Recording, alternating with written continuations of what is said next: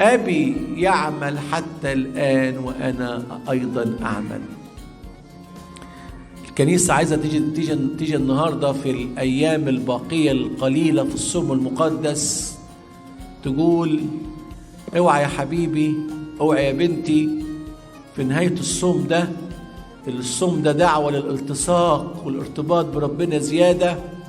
اوعى وانت في الأسبوع الخامس النهاردة في نهايته تقول ليس لي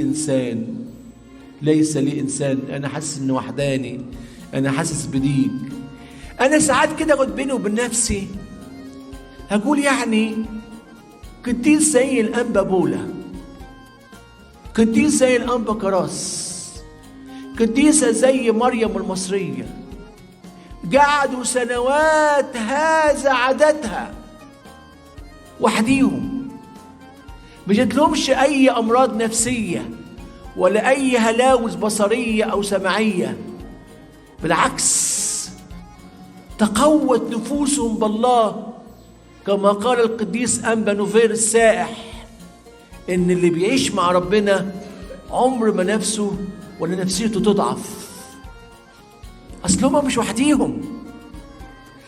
ما قالش أنبا بولا ليس لي إنسان، لأنه كل يوم بيتراءى أمام العزة الإلهية، كل يوم في حضرة ربنا، كل يوم بيدخل كده على ربنا كده، يقول أدخل إلى مسبح الله تجاه وجه الله الذي يبهج شبابي.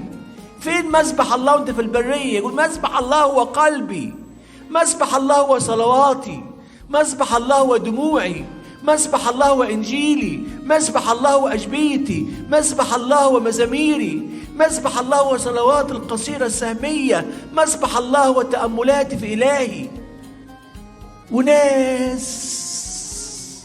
وناس مسحومة بالناس، وأعرفهم بالأسماء، وأعرف عائلاتهم، وأعرف صدقوني أعرف ثرواتهم، وأعرف سهراتهم، وبيعرفوا ممثلين وممثلات وبيعملوا حفلات، وهم في أمراض نفسية شديدة رغم كل هذا الثراء والغناء الفاحش، رغم كل هذه الحفلات التي تضج بمن يقولون عنهم المشاهير والنجوم والفنانين، ولكنهم يتنقلون بين الأطباء النفسيين هذا وذاك وتلك. ليه كده؟ وصدقوني ما بينصلح حالهم غير لما تبدأ زيارات ربنا والاعترافات والتوبة، وأنبا فلان يزورهم وأبونا فلان يزورهم، مش عشان فلوسهم، عشان أبديتهم،